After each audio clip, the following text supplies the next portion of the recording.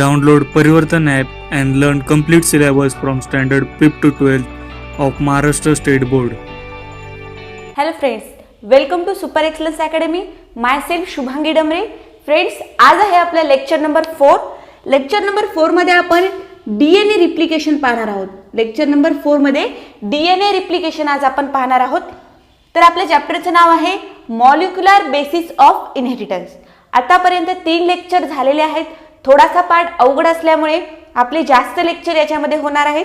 त्यामुळे friends continue lecture पाहत जा, म्हणजे तुम्हालाही कळेल की नेमकं व्हिडिओमध्ये आपण काय पाहतोय. ओके, तर फ्रेंड्स आपण आतापर्यंत जेनेटिक्सची माहिती पाहिली.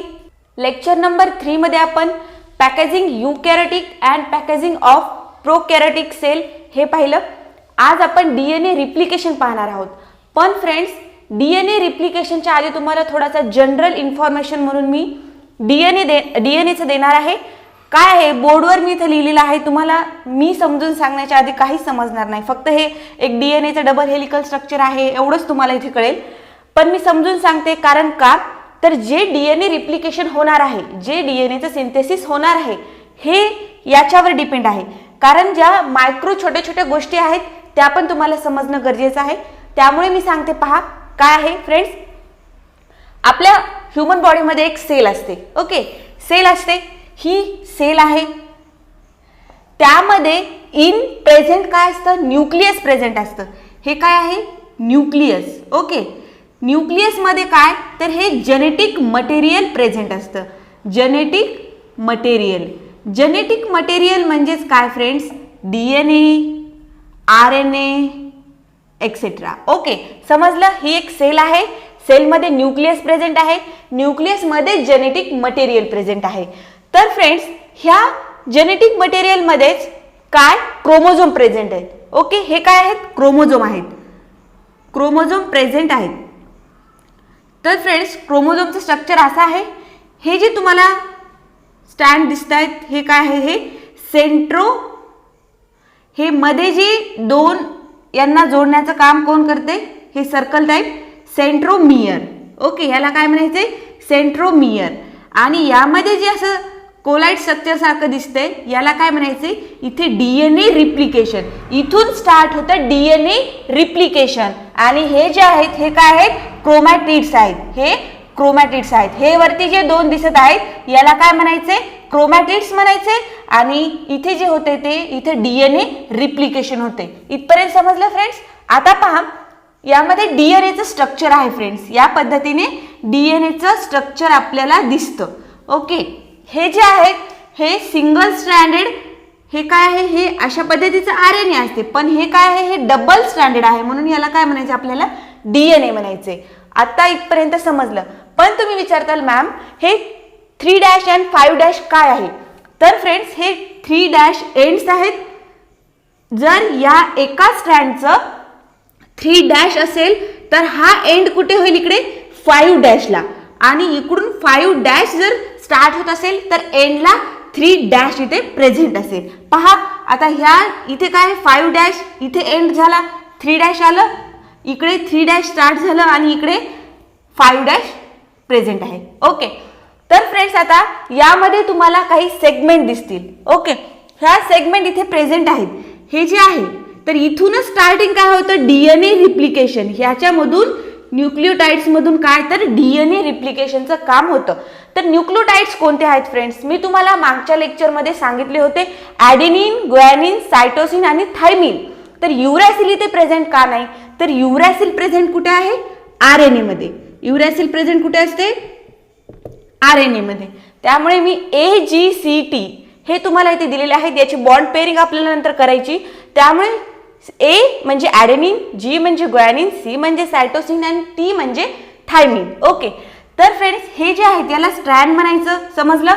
आता हे जे न्यूक्लियोटाइड्स आहेत याची डीएनए मध्ये बॉन्ड पेअरिंग होत असते. बॉन्ड पेअरिंग होत असते म्हणजेच कोणते, तर नायट्रोजन बेसेस जे प्रेझेंट आहेत. कोणते, तर ॲडेनिन, ग्वानिन, सायटोसिन आणि थायमिन याच्यामध्ये बॉन्ड पेअरिंग होत असते. बरं, बॉन्ड पेअरिंग होत असते म्हणजे काय, तर आपण बायोमॉलिक्युल्स जो चॅप्टर पाहिलेला आहे त्याच्यामध्ये तुम्हाला इन डीप सगळं कळालं असं मी समजते. तर फ्रेंड्स, आता पहा याच्यामध्ये ॲडेनिन कोणत्या ॲडेनिन सोबत कोणता जो नायट्रोजन बेस आहे तो कोणता बॉन्ड करेल, तर ॲडेनिन सोबत थायमिन हा अपोजिटला असेल. तर फ्रेंड्स, ॲडेनिन आणि थायमिन मध्ये किती बॉन्ड पेअरिंग असेल, तर डबल बॉन्ड पेअरिंग असेल. तुमच्या बुकमध्ये जी फिगर आहे, तुमच्या बुकमध्ये त्याचे स्ट्रक्चर दिलेले आहेत. जसे आपण केमिस्ट्रीमध्ये स्ट्रक्चर काढतो ऑर्गॅनिकला, त्याचप्रमाणे तुमच्या बुकमध्ये सुद्धा त्याची फिगर दिलेली आहे. फक्त मी ते समजून सांगते की ॲडेनिन डबल बॉन्ड थायमिन सोबत हा बॉन्ड पेअरिंग करत असतो. कुठे? डीएनए मध्ये. Okay. Then guanine triple bond. Guanine कसा करतो? ट्रिपल बॉन्डनी सायटोसिनला बॉन्ड पेअर करत असतो. तुम्हाला फ्रेंड्स MCQ ला हा क्वेश्चन येतो, कन्फर्म इथे तुम्हाला क्वेश्चन येणार आहे. Adenine double bond thymine and guanine triple bond cytosine. इथपर्यंत समजलं फ्रेंड्स? पहा, तर आता हे जे आहे, आता इथं आपण डीएनएचं स्ट्रक्चर काढलं होतं, फक्त इथे आपण सेगमेंट्स असे दिले होते. पण फ्रेंड्स, डीएनए मध्ये जर तुम्हाला बॉन्ड पेअरिंग पाहिजे असेल, पहा मी इथे करून दाखवते, तुम्ही तुमच्या बुकमध्ये पण करा. पहा फ्रेंड्स, ए म्हणजेच ॲडेनिन. ॲडेनिन कशासोबत कंबाईन बॉन्ड पेअर करतो? तर थायमिन सोबत. कधी? Double बॉन्डेडला, T. ओके, असं लिहायचं. त्यानंतर guanine triple bond cytosine, C. या पद्धतीने हे असे इथे बॉन्ड पेअरिंग करत असतात. रफ फिगर आहे त्यामुळे तेवढं तुम्हाला क्लिअर दिसत नसेल. तुमच्या बुकमध्ये कलर जी फिगर आहे ती प्रेझेंट आहे तुमच्या बुकमध्ये. तर फ्रेंड्स, मला वाटते तुम्हाला इथपर्यंत समजलं असेल. सेल असते, सेलमध्ये न्यूक्लियस प्रेझेंट असतो, न्यूक्लियसमध्ये जेनेटिक मटेरियल प्रेझेंट असतं, म्हणजेच RNA DNA. तर फ्रेंड्स, जे DNA आहे ते डबल हेलिकल स्ट्रक्चर असतं. त्याच्यामध्ये बेस जे असतात हे न्यूक्लियोटाइड जे प्रेझेंट असतात हेच कोणते आहेत, तर ॲडेनिन, ग्वानिन, सायटोसिन आणि थायमिन. याच्यामध्ये डबल पेअरिंग होत असते, बॉन्ड पेअरिंग होत असते. Double pairing A and G मध्ये होत असते अँड ट्रिपल G आणि C मध्ये होत असते. समजलं फ्रेंड्स? आता पहा, ही तर फिगर मी काढलेली आहे.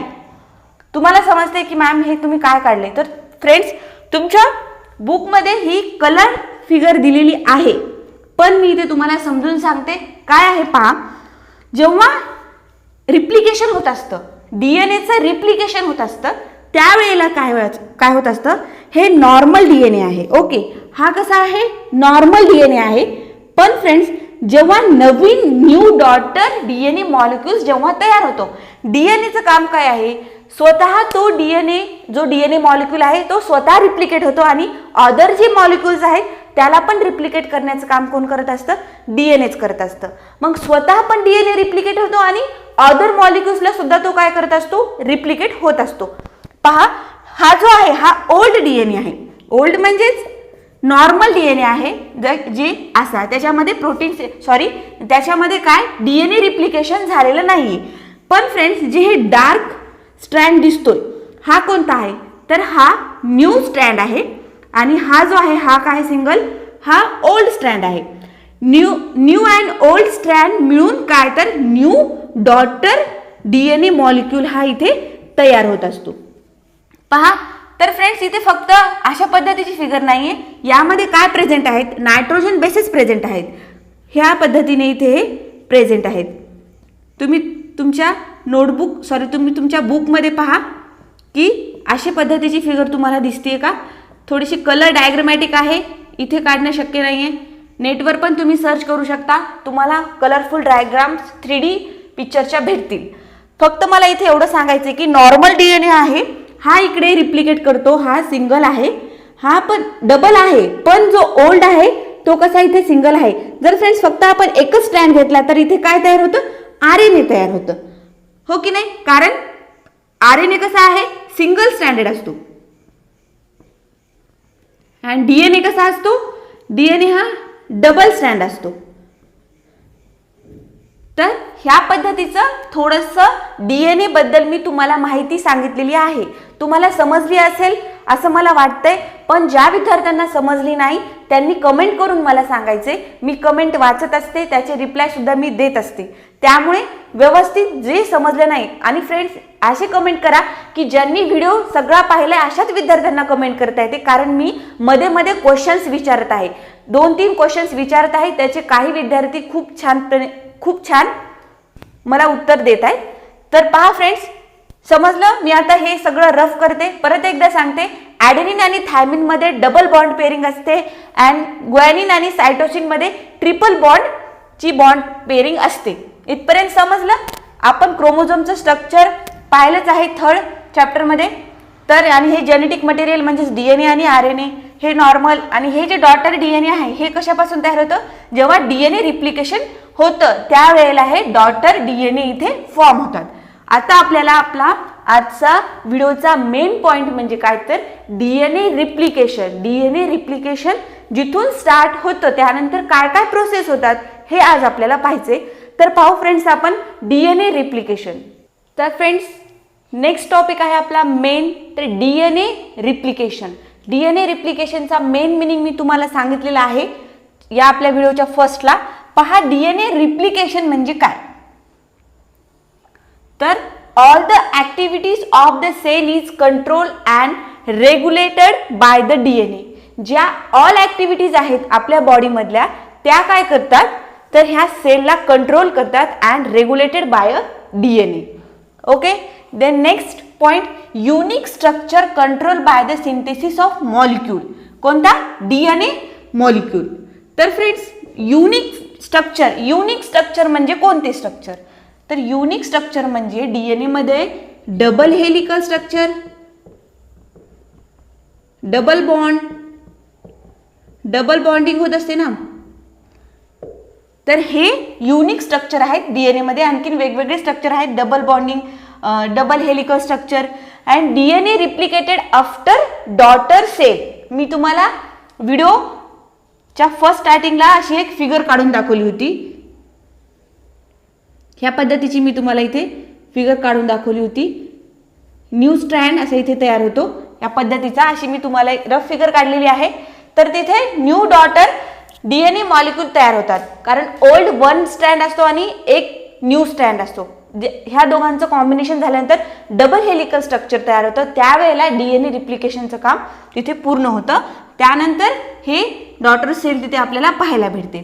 तर फंक्शन्स ऑफ डीएनए रिप्लिकेशन. तर फ्रेंड्स, हे फंक्शन्स म्हणजेच काय, तर डीएनए हा स्वतः पण रिप्लिकेटेड करतो आणि अदर मॉलिक्युल्सला सुद्धा तो रिप्लिकेट करत असतो. त्यामुळे हे 2 फंक्शन्स मेन आहेत. एक काय आहे, तर हेटेरोकॅटॅलिटिक अँड ऑटोकॅटॅलिटिक. हेटेरो म्हणजे काय, तर जे अदर आहे, दुसरे जे आहेत त्याचं सिंथेसिस करण्याचं काम कोण करत असतं, डीएनए. आणि ॲटो म्हणजे काय, इट सेल्फ म्हणजे स्वतः डीएनए हा सिंथेसिस होण्याचं काम ॲटोकॅटॅलिक मध्ये होत असतं. तर हेटेरोकॅटॅलिटिक मध्ये काय होत असतं पहा, तर हेटेरोकॅटॅलिक मध्ये डीएनए सिंथेसिस होत असतं. डीएनए सिंथेसिस इथे होते, ॲटोकॅटॅलिटिक मध्ये सुद्धा डीएनएचं सिंथेसिस होते.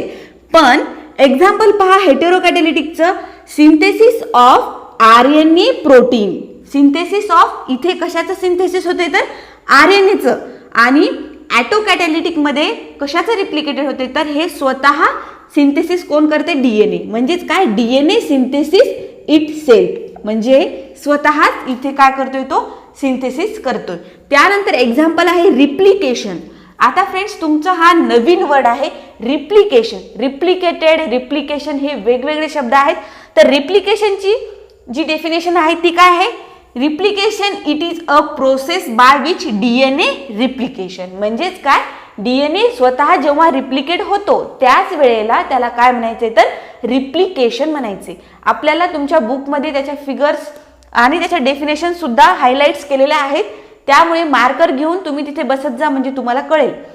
आणि बुकमध्ये जे आहेत अशा अंडरलाईन्स करून ठेवत जा. आणि त्याच्या खाली आता जसं मी तुम्हाला युनिक स्ट्रक्चर सांगितलं, युनिक स्ट्रक्चरमध्ये इन्क्लूड काय काय होत असतं, डबल हेलिकल स्ट्रक्चर आहे, डबल बॉन्डिंग आहे आणि न्यूक्लियोटाइड्स, न्यूक्लिओ ऍसिड इथे प्रेझेंट आहेत. ह्या पद्धतीचे युनिक फीचर्स डीएनए मध्ये प्रेझेंट आहेत. तर हे तुम्हाला तिथे वाचताना कळायला पाहिजे, कारण जर युनिक फीचरवर जर एमसीक्यू तुम्हाला नीट किंवा सीईटीला विचारला तर तुम्हाला तिथे आलं पाहिजे काय त्याच्यामध्ये त्यांना विचारायचे. त्यामुळे जे मार्कर आहेत, बाजारामध्ये मार्कर भेटतात, ते मार्कर घेऊन यायचे आणि नोटबुक किंवा बुकमध्ये हायलाइट्स करून ठेवायचे, म्हणजे तुम्हाला वाचताना सोपं पडेल. ओके. तर हे आहे डीएनए रिप्लिकेशन. तर फ्रेंड्स आता हेटेरोकॅटॅलिटिक म्हणजेच सिंथेसिस ऑफ RNA प्रोटीन हे सुद्धा आपल्याला नेक्स्ट लेक्चरमध्ये पाहायचं आहे. पण या लेक्चरमध्ये आपल्याला ॲटोकॅटॅलिटिक, हे ॲटोकॅटॅलिटिक म्हणजे DNA सिंथेसिस, हे आपल्याला इथे याचं फंक्शन्स पाहिजे. तर हे कुठे प्रेझेंट असतात, याचं काम काय आहे. जसं आपण DNAचं फंक्शन्स म्हणजेच काय तर हेटेरोकॅटॅलिटिक आणि ॲटोकॅटॅलिटिक हे दोन पाहिले. तर फक्त आता आपल्याला आज ॲटोकॅटॅलिटिक हेचं जे की स्ट्रक्चर, त्यानंतर याचे फंक्शन्स, याचे काय काम आहे हे आज आपल्याला इथे पाहायचे.